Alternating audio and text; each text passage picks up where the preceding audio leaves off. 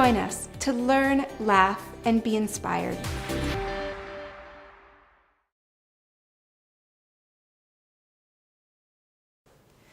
Good evening. My name is Abby Peterson, and I'm the Editorial Director of Sonoma Magazine. I want to welcome you to our spring virtual series, Women in Conversation at Home. This three-part series centers on new beginnings and the hopeful optimism that resonates with many of us as we look forward to a future beyond the pandemic. In that spirit, Women in Conversation at Home embraces light, fun topics focusing on renewal through motherhood, animals, and creativity. This event brings the live programs that we know and love to the virtual world of today, continuing to create a strong voice surrounding topics of interest to women of all ages. Women in Conversation upholds a community of women who support and motivate each other and engage in important conversations. Join us to learn, laugh, and be inspired.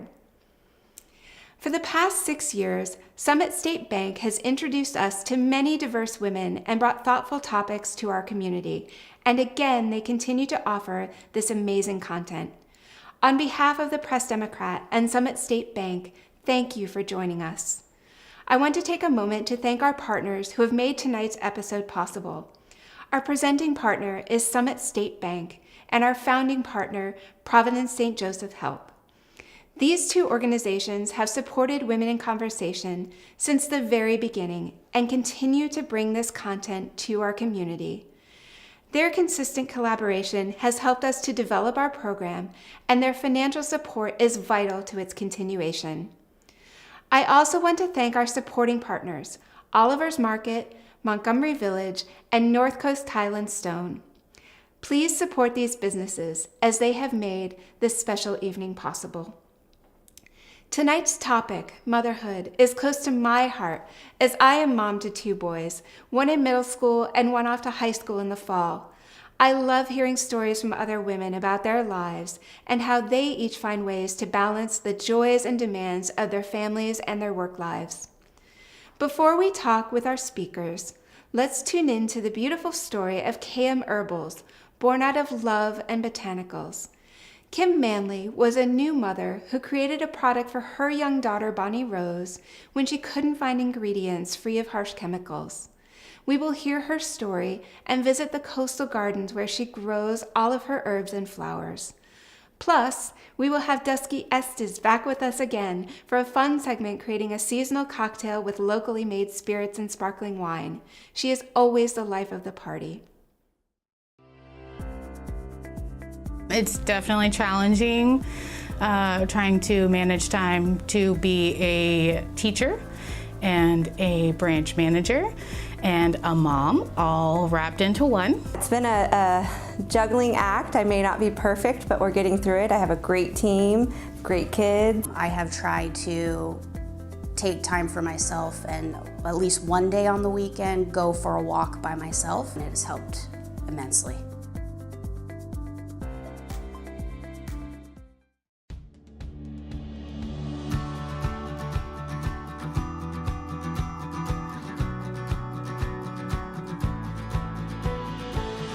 Hi, I'm Kim Manley, and I'm the founder and creator of KM Herbals, an aromatherapy and plant-based skincare company. I started my business back in 1992 out of a need for clean and pure products for my newborn daughter, Bonnie Rose. There weren't any products on the market that I wanted to use on her, so I was inspired to create them for her myself out of organic herbs, nurturing oils, and homemade infusions. I began my path with herbs and essential oils in 1980 at the California School of Herbal Studies with pioneers of herbalism like Rosemary Gladestar, James Green, and Mindy Green. Along my journey, I studied aromatherapy and how to make natural and organic skincare products, while continuing my holistic education in massage therapy, Reiki, and flower essences. Inspired by my baby girl, I then began to make organic baby products in my kitchen, along with healing salves, hand creams, lip balms, bath salts, and oils for sore muscles. With Bonnie Rose in my backpack and baby products in my hands, I sold at local farmers markets as well as community health food and gardening stores who are interested in carrying quality products. It's been nearly 30 years since I had my sweet Bonnie Rose and founded KM Herbal Skincare. It has gone by so fast. Being in Dillon Beach for over 21 years now, we started a permaculture garden so the outside can match the inside of where we work. We grow many of the herbs that we use in our products, from calendula to chamomile flowers, lavender, rosemary, echinacea, comfrey, rose geranium, and Cecil Bruner roses meandering up our trellis. 200 acres along the California coast in Sonoma County is where my dream of creating pure plant-based products has come to life. It was motherhood that first inspired me to create for my family and for my community. As mothers, that is what we do.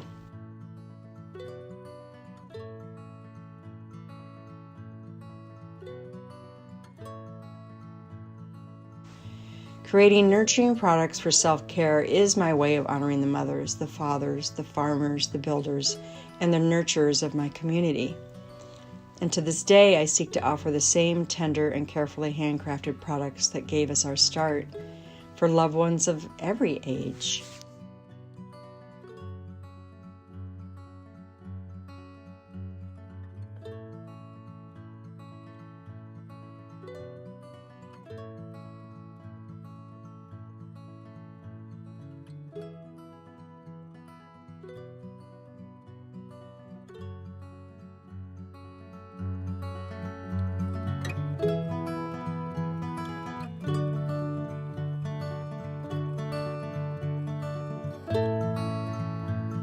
Thank you for joining us here at Dillon Beach on our 200 acres. We appreciate you being here.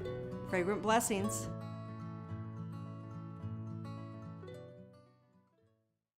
Hi, I'm Dusky Estes of Farm to Pantry and Black Pig Meat Co. And today we're going to do a little backyard mixology. We're going to make a slow 75, which is a riff on a French 75, but featuring some slow gin from my friends Ashby and Timo at Spirit Works Distillery in Sebastopol. So first, we're going to put a little bit of ice in our shaker, and then add at least, if not more, 1.5 ounces of the slow gin.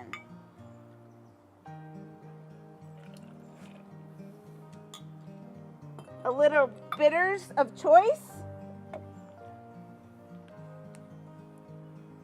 And then half of a Meyer lemon. Right now we're gleaning Meyer lemons all over Sonoma County, and particularly at DMS Ranch in Sebastopol. They're donating over 5,000 pounds of Meyer lemons every single week to the Redwood Empire Food Bank. Thank you so much, Dan and Michael. So half of a Meyer lemon in the shaker. Do a little shaking.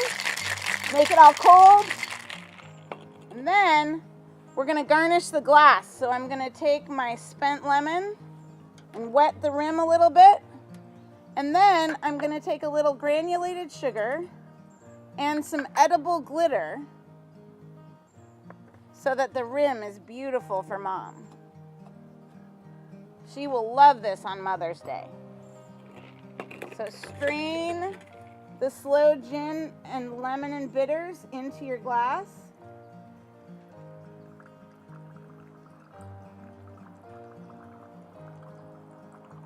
And then top it off with a little sparkling wine. I'm using Piper Sonoma today from Healdsburg, and we have so many awesome possibilities of sparkling wine in Sonoma County. This drink will make Mom happy, and it's great for breakfast, I have to say. Or I don't mind saying. And I'm going to garnish it with 2 borage flowers from my garden and a little chip that I made out of a tangerine by dehydrating it overnight. But if you don't want to dehydrate a tangerine, you could float a couple wheels of a kumquat. So this is another possible garnish if you like. And you can just float those in the drink. But now it's ready to go, and you're gonna make Mom happy. Thanks for joining us, and have a good time tonight, you all. Delightful.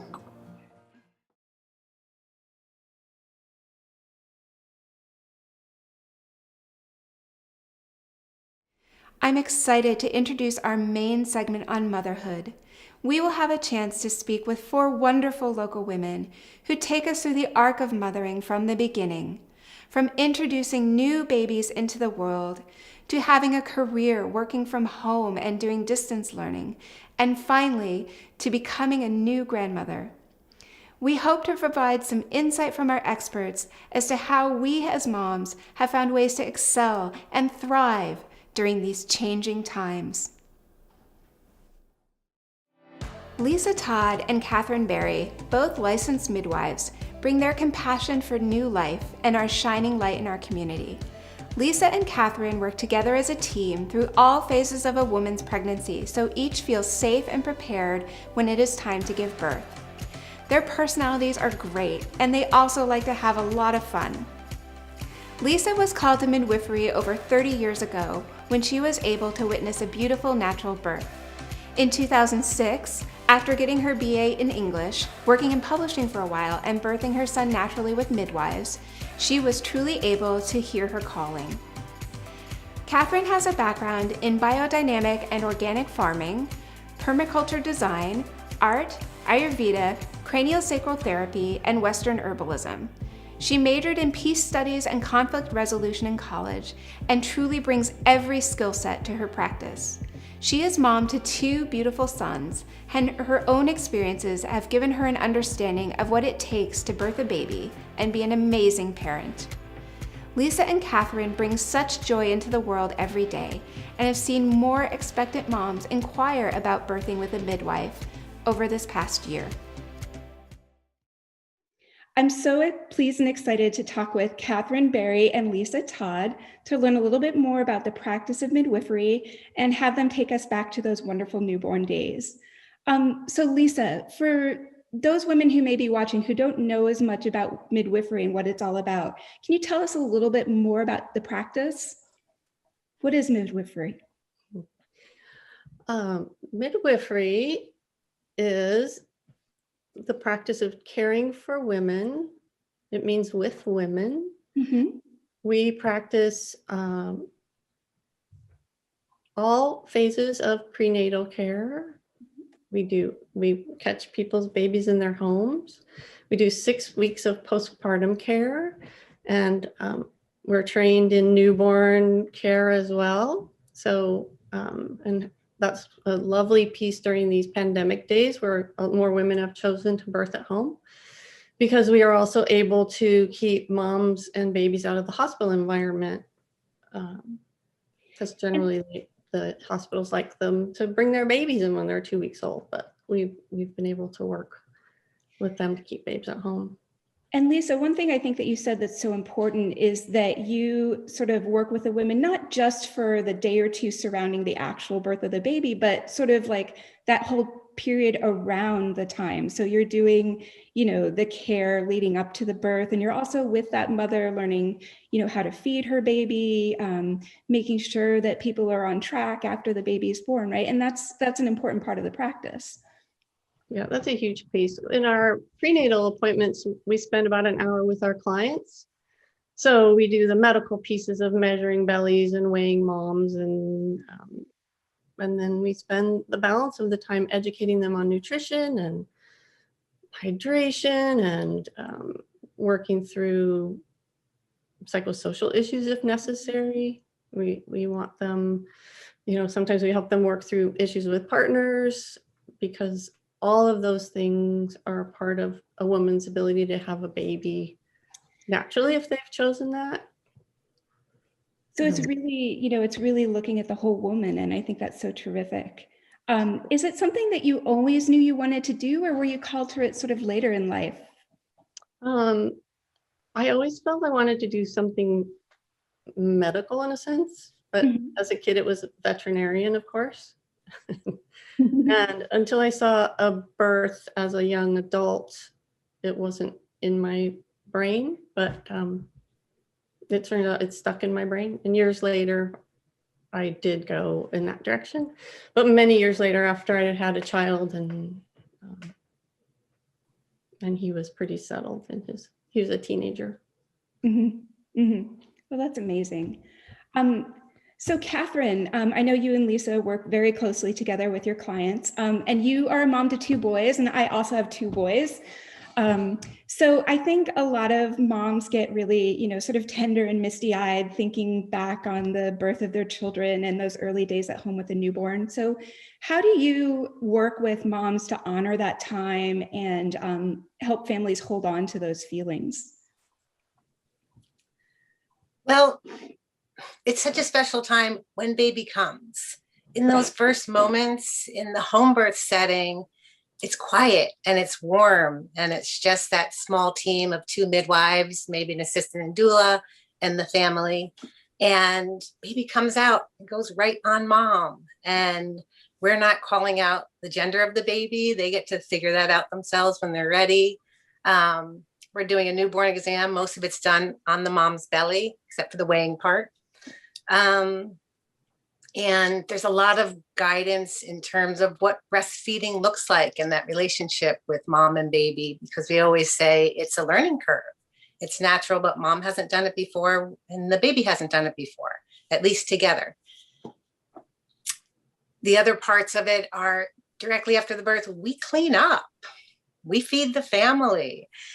We come back 24 hours later to check on the family and monitor mom, monitor baby. We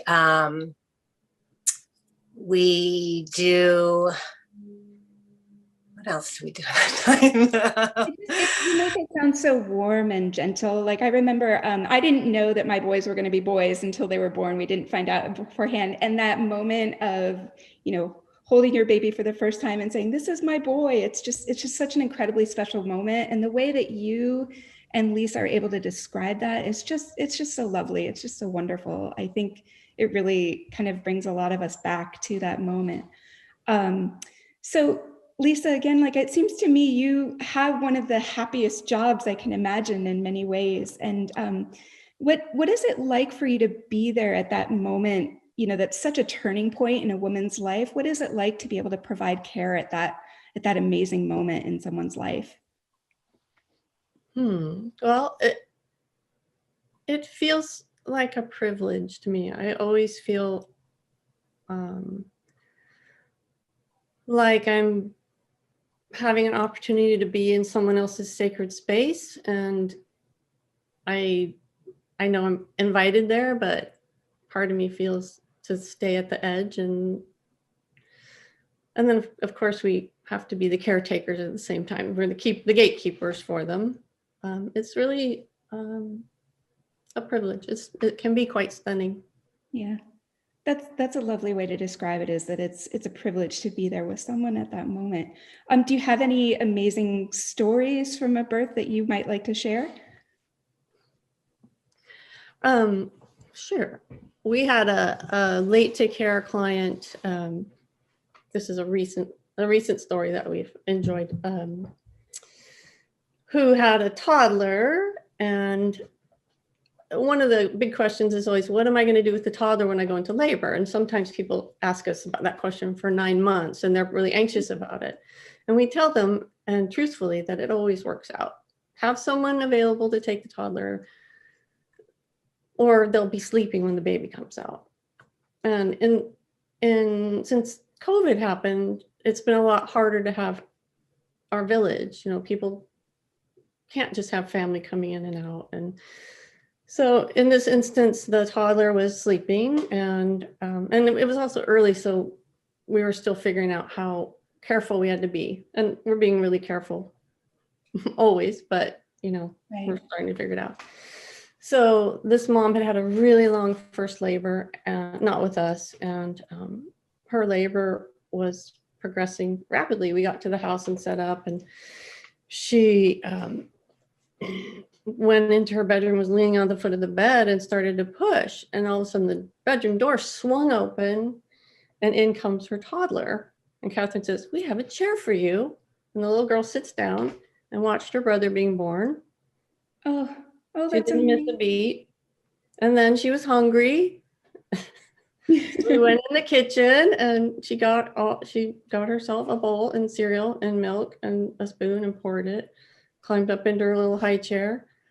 And when Catherine reported that to the daddy, he said he had no idea she was capable of that. So we see women become mothers, and we see little children become big. That's so incredible. I mean, what's so beautiful about that story is that it takes this experience that, sometimes is just between a woman and her healthcare provider, or a woman and her partner and her healthcare provider, and it kind of opens it up to the family. And I just think there's something so, natural and lovely about the way that you describe that, it just makes it seem normal. And I'm sure for that toddler, it was a big, moment of growing up, as you said, just to be there and know that, many years into the future, she can say that she was there. And that's incredible. It's lovely. Also, she can see that birth is normal. Yeah. And that her mom can do that, and she can do that. Mm-hmm. And we also see really lovely connections between the children when they get to witness each other's births. Yeah, that is so true. I can imagine.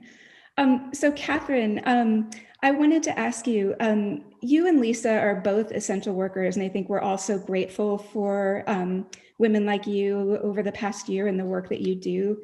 So can you tell me a little bit about how your work has changed over the past year, and how it's carried you through this roller coaster of a year? At the beginning of COVID, we really had a learning curve, figuring out what PPE looked like, and keeping ourselves safe and keeping our clients safe. And that was a big learning for us, because it's such an intimate setting. Mm-hmm. And there's a lot of hands-on work, and it had to adjust a little bit, and we had to learn to work with masks and gloves in a different sort of way. We've never worn masks before. In the beginning, we also thought that Zooming would be safer for our clients. And we quickly found out that our clients needed more in-person care rather than less.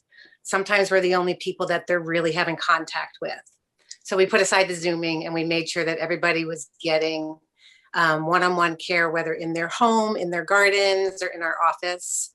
And then we really wanted to make sure they had a team of support people, which was probably small, because they didn't have access to bring in their aunts and their grandmothers and their friends to be there during the postpartum period, or even during the birth. And we wanted to make sure that they could create a safe bubble for that.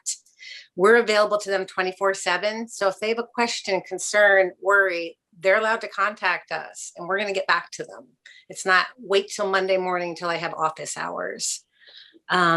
And we have found, like Lisa Todd mentioned, more people are seeking out the home birth model to have an opportunity to not go into the hospital so much for prenatal birth and postpartum care, especially bringing their babies in. And that's where we get to do that 6 weeks postpartum care with clients. And so we're taking care of babies. And if something really needs to be looked at by a pediatrician, we'll make that recommendation. But we have within our scope to do that care. And then just during this roller coaster, things are always changing. The protocols are changing. And we really work to remain steady and constant for our clients, so that we're not changing, even if the rules are changing around us. And there's just this seeing new life come in, and seeing families continue to decide to have another baby. It's uplifting. It's the emotional experience, the spiritual experience. It's the highest high you're ever going to have, whether you're the one having the baby or you're the one attending that birth. So as Lisa said, it's a privilege to be there and to provide that care and have that relationship with these families and be invited in and trusted. So I think we've got a groove on how we do it now during COVID. And now that's the new norm, which is something people say a lot, but it is. And it keeps being a really fun job, even in this time. Oh, Catherine, the way that you describe that is just so beautiful. Like the idea that it's such a privilege to be with moms at that moment, and, to see that very warm, centered care and that balance that you're able to bring to the experience. It's so inspiring. It's just beautiful. So it was such a pleasure to talk with you both. And I'm so happy that I had the chance to learn more about midwifery and what you do. And we're gonna wrap up just for now, and then in a few minutes we will circle back with the group and we'll have our sort of group question and answer. So thank you so much. It was such an enormous pleasure to speak with both of you and learn more about what you do. Thank you Thanks, so much. Abby. Thank you.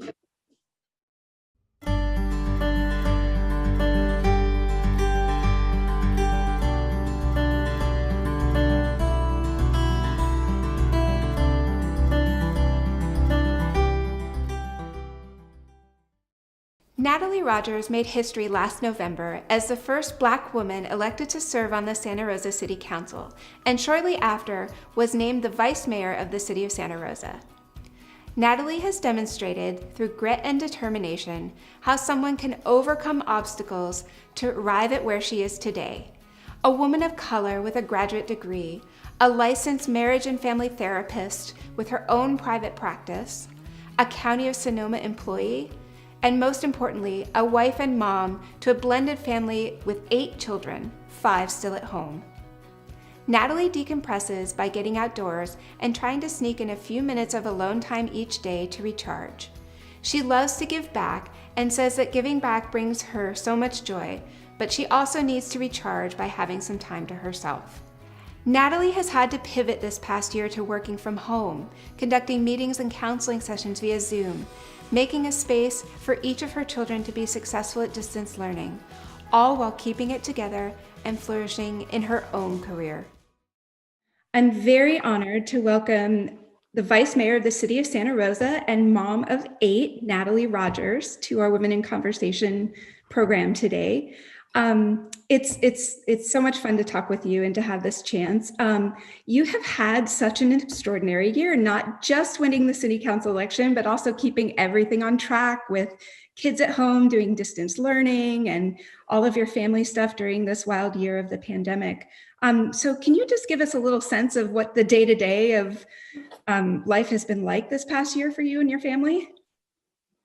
It has definitely been eventful, although we have been at home having 3 children always at home participating in distant learning, trying to live by a schedule. And as most moms can tell you, nothing ever goes according to schedule, but just being flexible, working from home, trying to keep the children on task and attending all the meetings that I have to attend. So sitting probably in the same place for about 12 hours a day while doing math homework over here, trying to stay focused on the Zoom meetings and talking to my clients when I need to do so.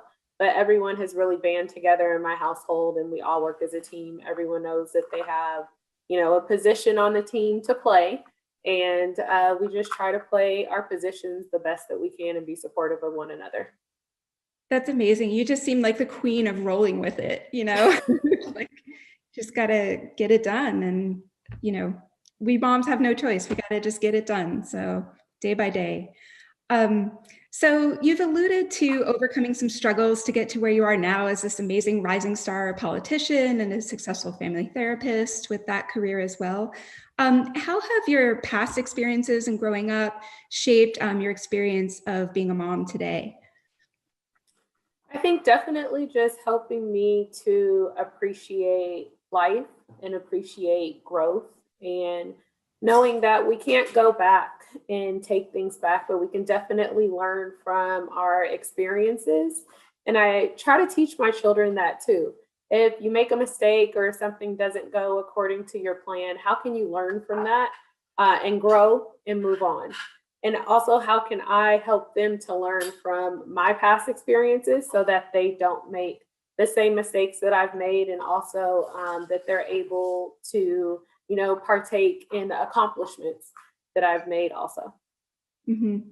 It's wonderful how you say that, you want your children to just, be who they are and learn that mistakes are part of life. I think that's it's such an important lesson that any mother with kids at home, school age, wants to give to their kids. And so, you kind of living that every day for your children, it's such a great thing. They're so lucky to have you, a strong mom, and doing all this work that you're doing. One thing that I've been so impressed by when I, was researching you and, everything that you do with your children, from, your boys on the football team and your daughters as Girl Scouts. And, you have a huge emphasis on public service with your kids. And so how, what advice do you have, or how do you raise kids with that deep sense of giving back to their community?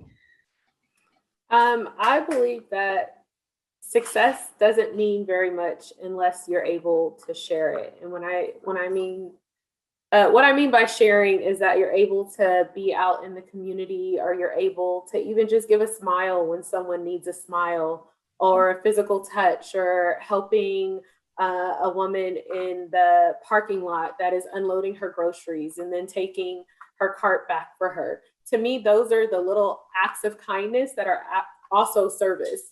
It's not just being a Girl Scout troop leader or volunteering at the food bank, but it's everything that we do to give back to society. I lost my sister when I was 16 years old, or a month before my 16th birthday. And so it's really been a goal of mine to help people see the beauty in life. And in order to do that, I have to also see the beauty in life. And so I just try to pass that joy around and pass that spirit around to other people, so that they can see that. You never know when that smile or that hug or that gesture, what that means to a person, or when that can make a person stay, and just letting them know that, it's worth being here. Life is good. Wow, that's just like so beautifully put. I'm sure your sister would be so, I feel like you're carrying that spirit of her forward. And, you're so right. We never know, as we interact with people on a day-to-day basis, what kind of day they're having, and what kind of day a mom is having, and whether that, small word of encouragement is just going to kind of like make that difference in someone's life that day. So it's such a good reminder that we all need to kind of be here for each other right now, because it is, it can be so tough sometimes. And it's just a beautiful reminder. So I wanted to ask you, you're this rock star mom and you're doing it all, but how do you think being a mom has made you better at the work that you do, both kind of on the political stage and with your work as being a therapist for families? Children definitely have I would say, a wonderful way of seeing the world. Mm-hmm. And so I try to give all of myself to my clients in a therapeutic setting, and getting my love tank filled back up is just really me coming home to my family, my children and my husband, us having a nice game of Uno, or we like to have dinner at least five nights a week together around the table, things like that. But I always have to just bring it back to basics. As far as city council, I think being a mom just allows me to know that people call names and people say things when they're hurt, and just really looking at what it is that they're saying, or the thought process behind what they're saying, not what it is that they're saying. So hurt people try to hurt other people, right? And they'll say things, but why is this person angry? Are you putting a building next to their home that they grew up in, and now they're, they feel like they don't belong there? Like, what is really going on? So just looking at things from a different lens. You seem to be just an extraordinarily empathetic politician, just the way that you speak about being able to think about, your constituents' point of view and see them within the context of their own families and their own lives that they're trying to build in their communities. I just, it's really wonderful. It's great to hear you talk about being a mom and a politician and a therapist and all the things that you do. And I just wonder if you think that we need more people kind of on the political stage who are mothers and who do have, kind of family lives going on at home. Do you think we need more of that? I think that everything needs a balance. So yes, we need more moms. Yes, we need more women, but we need a lot more diversity, period, within our leadership. And everything deserves a balance. With a balance, then we're able to take into account different perspectives. I'm a mom and I'm a therapist, but I don't have a perspective that everyone would have. I only have my perspective, and that's what I bring to the table. So in answering your question, yes, I think that we do need that, but we just need a balance overall, and not the same types of people that we've had leading us for a really long time. Yeah. I mean, I think, the point about diversity, it's so important right now. And, it's something that I think we're all thinking about so much more and coming to a reckoning with every day. And so, I love that you were able to bring that up and think about that in the context of your own experience. So this is a fun question, but one of my favorite quotes about motherhood is that the days are very long, but the years are short. You get so kind of into the day to day and the laundry and the meals and the homework, and then suddenly years go by and your kid's in high school. And so I guess I just wanted to ask you, as a mom of kids, school age kids still at home, like, how do you remind yourself to hold on to those everyday moments and keep it joyful with your family? At times it's difficult when you are the teacher and the mom and the housekeeper and the Uber driver. It can be difficult, but I just try to just be present and be in the moment. My twins are turning 16 this year. They're going to start driving, so they won't need me as an Uber driver. So reminding myself, like, in a year, you won't need to be, not less than a year, about 6 months, you won't even need to be an Uber driver, but appreciate that 30 minutes you get when you get to drive them to a friend's house or do something. Or even in 2.5 years, they won't even be in my home. Hopefully they will be off at school. And the years are going by very quickly, because I remember bringing them home, and it's a joyous occasion, but it's also very sad, because I remember bringing my babies home and they're not babies anymore. So just reminding myself that this time is going to go by very quickly, and I need to just embrace and laugh and giggle, and know that if these walls could talk, they would definitely have a lot to say. So. Oh, it's such a good reminder, I think, for all of us. I love how you put it, with just reminding yourself to, kind of treasure those moments and treasure the everyday, even if it is just, I got to make another dinner. I got to drive, this child somewhere, that child somewhere, just reminding ourselves that there's a purpose in that. And, that, it's not always going to be that way. And we're going to someday wish we could go back to that, because it's always changing. Such an important lesson of motherhood. Vice Mayor Rogers, I have to say, your leadership is so inspiring, and the way that you talk about being a mom is just incredible. So I'm so grateful to have had the chance to talk with you, and I look forward to welcoming you back, circling back with you in a few minutes for our group question and answer. So thank you so much for your time, and I'll talk with you again soon. Thank you, Abby.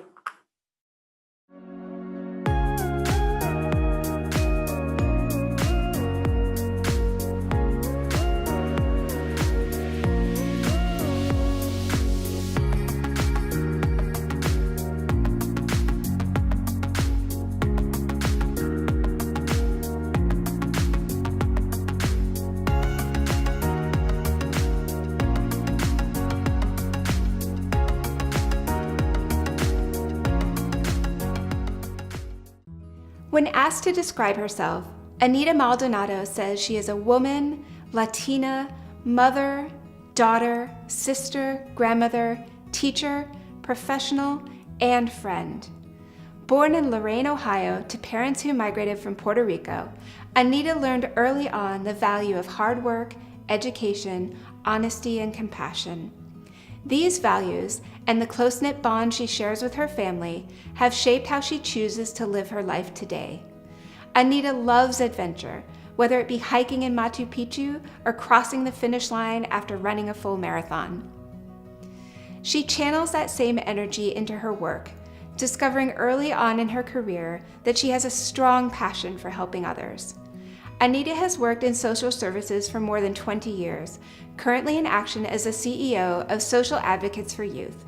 She believes our biggest challenge today is understanding the new set of barriers that our youth face, heightened by both the current pandemic and the frequency of recurring natural disasters.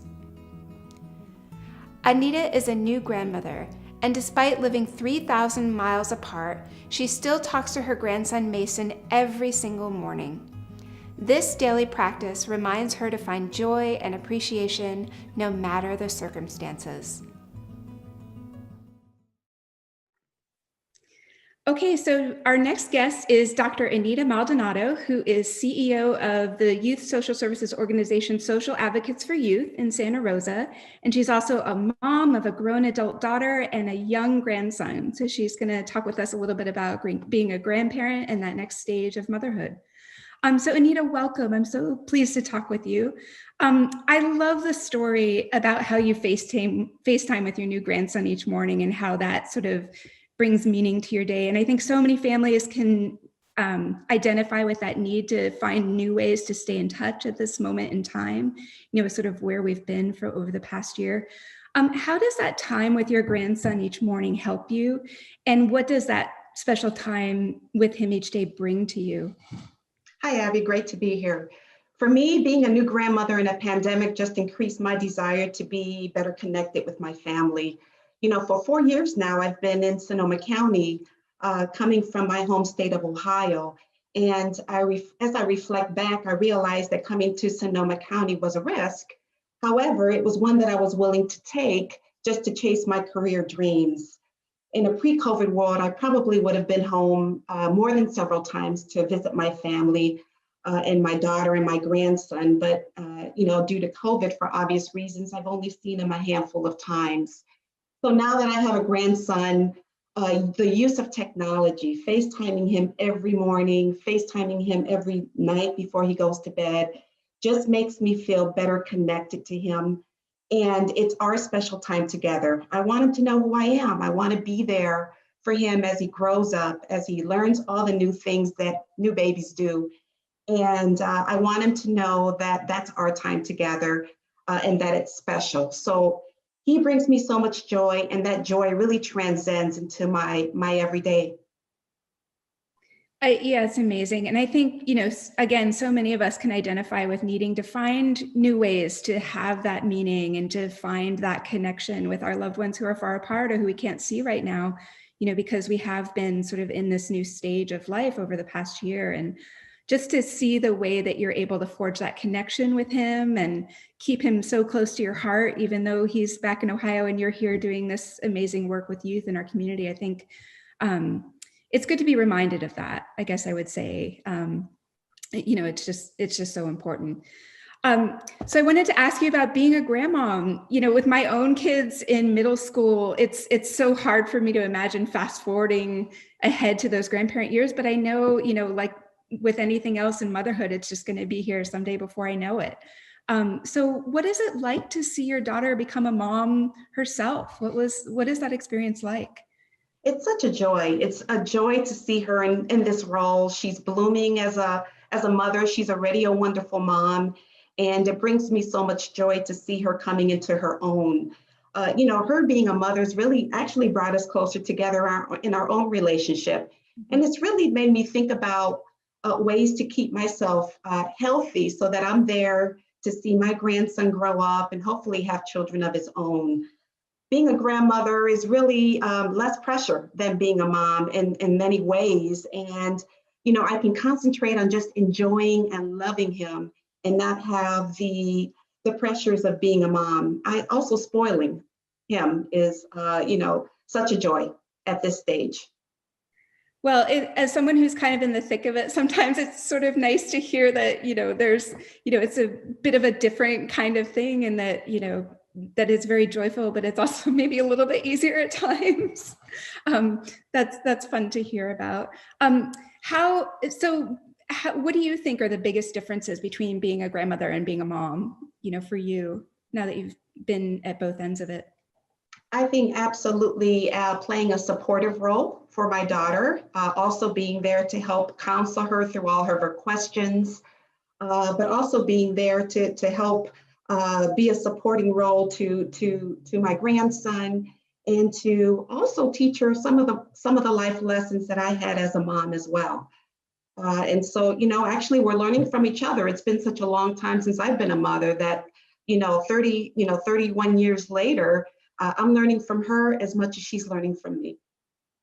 Oh, that's amazing. That's so, sort of beautifully put. So I wanted to ask you just a little bit about your work life. You're not only a mom and a grandmom, but you also work with young people in our community every day as the head of this youth services organization.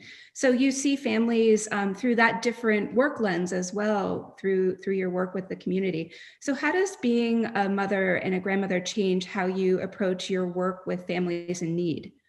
Well, I think once a mom, always a mom. It's just an intrinsic part of who I am and what I do. And it shapes every part of my life, including the way that I approach work. I read an article that states that they make exceptional leaders in the workplace because they possess empathy and they're able to prioritize and they're adaptable and they're resilient and they problem solve. And I think that, being a mom is just a part of my lens that I lead with every day, especially at Social Advocates for Youth with our children, youth, and families that we serve. I love what you said about, it's something that's so core to who you are, that it's just kind of inseparable, that it's something that you feel that you lead with every day. It's a good reminder, I think, as so many things in this conversation with the four of us have been. It's such a good reminder that, it's a core part of our being, and it's something that we bring with us as a strength to everything that we do in our work lives.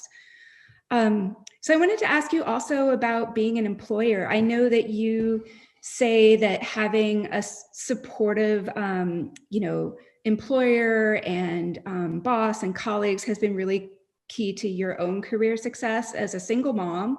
And now, as a leader in your own organization, how do you create a positive work life for the moms that you work with?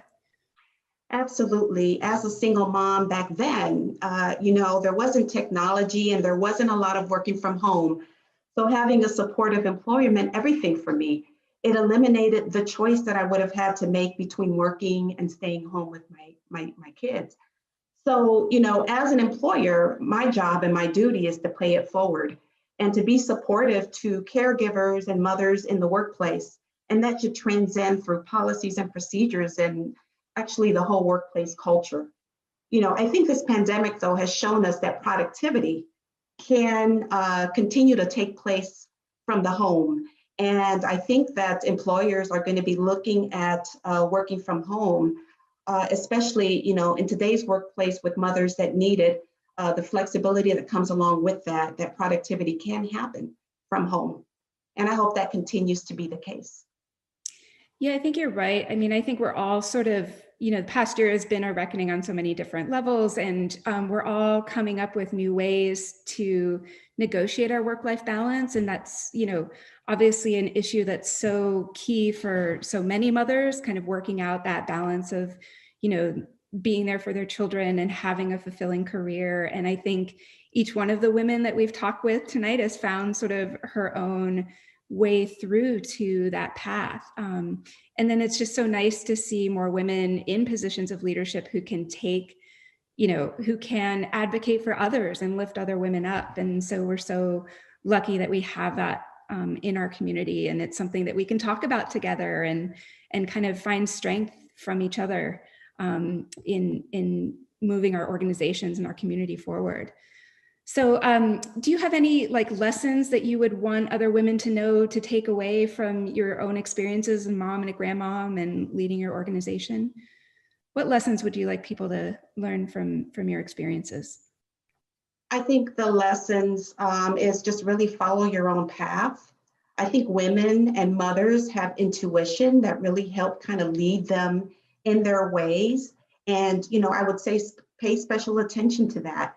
Mothers are resilient and, we try to do everything and we do everything so well together. So I would say follow your own path and don't feel guilt along the way.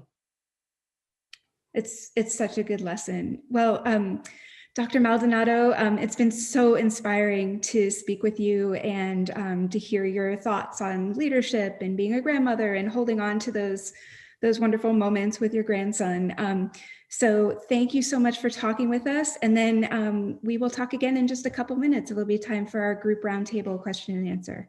So thank you again, Anita, and we will talk to you soon. Thank you, Abby.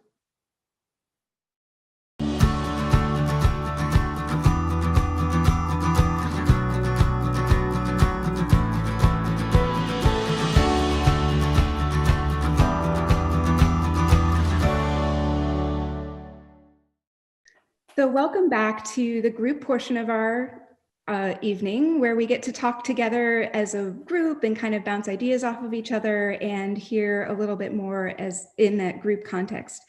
And thank you again for being here. We're so happy.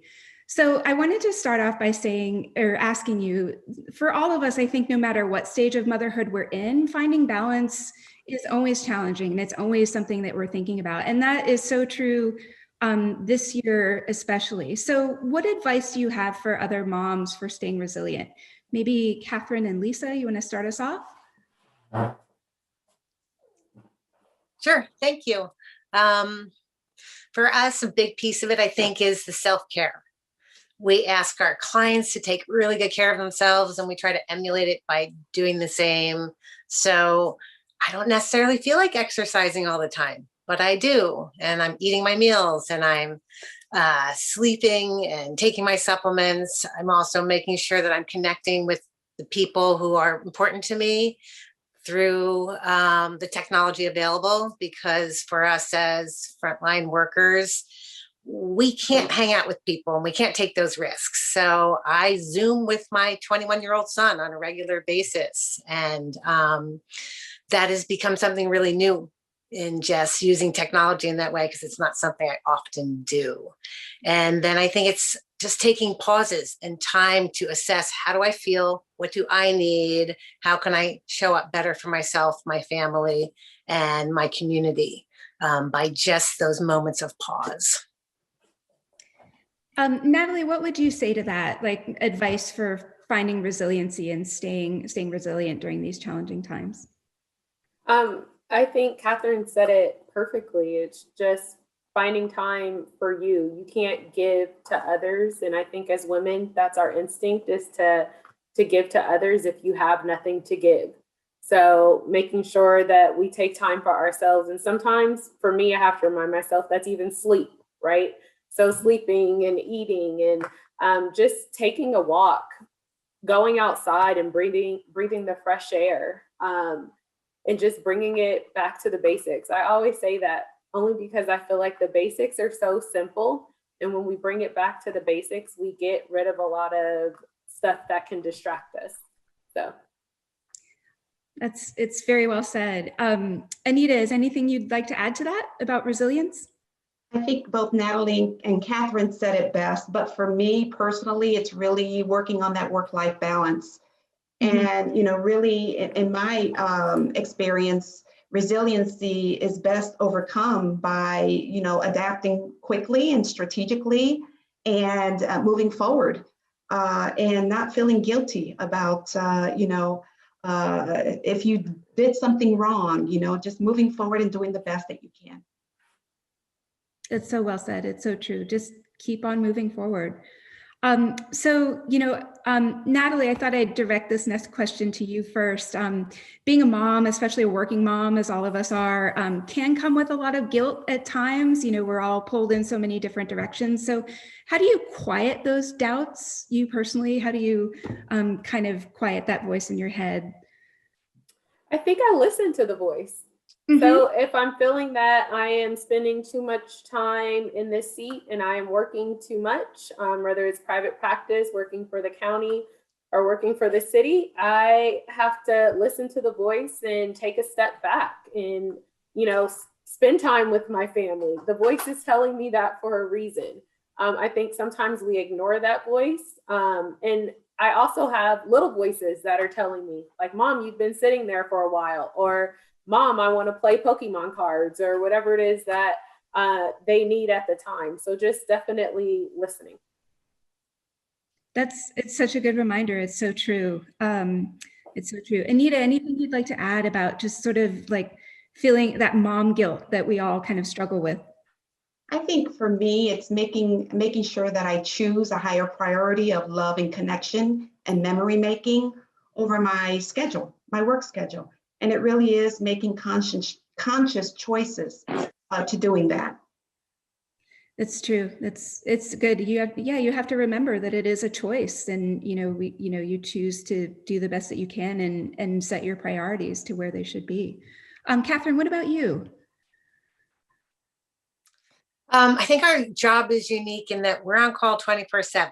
So during the time of raising my kids, I could be called out at any time. They didn't know how long I was going to be gone, and they weren't necessarily having access to me through the phone. So making sure that when I came home from work, whether it was 5 hours or 5 days, that I came home and we made meals and we did homework. And I expressed to them the importance of the work I was doing in the community and how important it is to be a community member. And as midwives, we feel like we are providing community care. And it's kind of spilled over to where my son is really interested in becoming a nurse. And he's seen that example of you give back and you take care and you approach it with that empathy and compassion and curiosity. So I didn't apologize for what I was doing. And I got to see where it came full circle, and he understood that this was important work. And my kid had this thing he would say was, your job is important because when they call, you come. And I felt like he really understood it from that point of view. That's probably one of the most amazing things that your son could say to you. A great mom quote that I love is that your kid should see you being joyful and being excited and intentional about the work that you do. And when they see that, they absorb that themselves. And it's something I always try to keep in mind. It does help me. I wanted to ask all of you, feel free to speak up, maybe where do you like to look for mom inspiration? What other moms inspire you in the world? I mean, for me, it's frankly, it's all of you. This is such an extraordinary conversation, and I'm so inspired by all of you. But where do you look for mom inspiration? In our job, we get to see it every day because we see these women pandemic or, rates bring babies in ever. So I find that inspiring always, because I think the world is hugely challenging. And that gives me hope. Seeing people, these beautiful, conscious people bringing in their children in a conscious way is inspiring. It's so true. What about you, Anita? I've always found inspiration in my own mother. She's always been the guiding force in my life. But I mean, it doesn't take you, a person to look too far. Just within my circles of influence, the young women at work that I work with, and all of that they're doing to try to just be the best mother that they can while juggling their careers, it is all inspiring to me. So I see it every day, and I really appreciate all that working mothers are trying to do for their kids.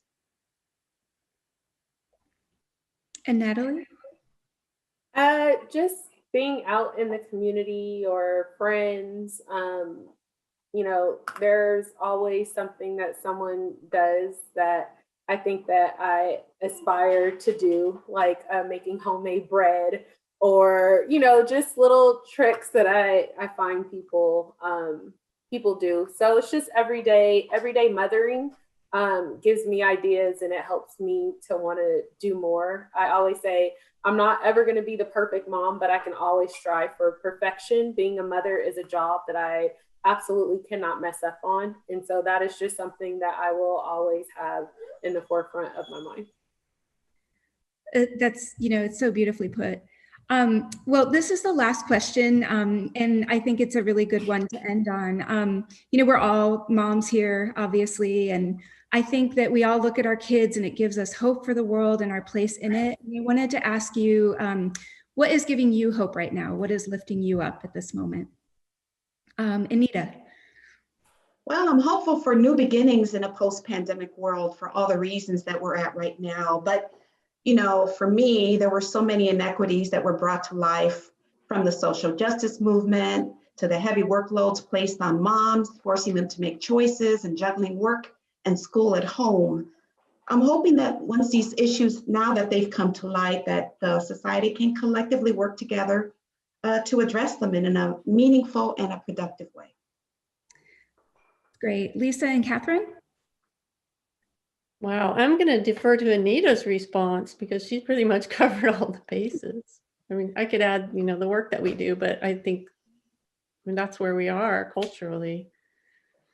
And it does feel like a hopeful turning point. I know there's so much work to do, but. And I agree with that. I think there is so many conversations that are happening now that haven't been happening historically, and opportunity to break down that us and them narrative that seems to be pervasive in our culture. And so whether it's people of color or women or queer people, there's just an opportunity to talk about more issues. And there's a really polarizing conversations out there, but there's also a lot of community-minded conversations happening. It's so true, and it does give me hope. Natalie, why don't you close us out with this last question? What is giving you hope or lifting you up right now? Just knowing that after every storm, the sun comes out, and there is the opportunity for growth. So I'm just hoping that as a society we can grow, and I would like to see a sense of community brought back. When we were younger, we were able to be in the streets and we had things going on, a community. It takes a village to raise a child. And I feel we've gotten away from that. And I just really would like to see a sense of community. So waiting for the sun to come out and waiting for some brighter days. That is just the perfect note to end on. I want to thank all four of you for being with us tonight. This has been such an extraordinary and uplifting conversation. I think you really kind of brought us to so many different parts of motherhood, from newborns to school age to, being a grandmother and circling back, to the very beginning again. And I'm so grateful to have had the chance to speak with all of you. And all of you are the ones who are lifting me up today. And I think we're so lucky to have amazing, strong moms in our community, kind of all working together and holding each other together during these challenging times. So thank you so much for your time. Thank you for the conversation. I'm very grateful for the experience. Hello, I'm Janet Connors, Senior Vice President and Senior Relationship Manager at Summit State Bank. Thank you for joining us for this year's first episode of Women in Conversation at Home. We are pleased to continue our partnership with the Press Democrat as presenting sponsor of the Women in Conversation Speaker Series. Please remember to tune in for our next episode on April 22nd and register at socowomenevents.com for the details. Thank you to tonight's host, Abigail Peterson, Editorial Director of Sonoma Magazine, an inspiring local woman herself. We hope that this evening brought you joy, strength, and fellowship. We are resilient as we stand together during these extraordinary times.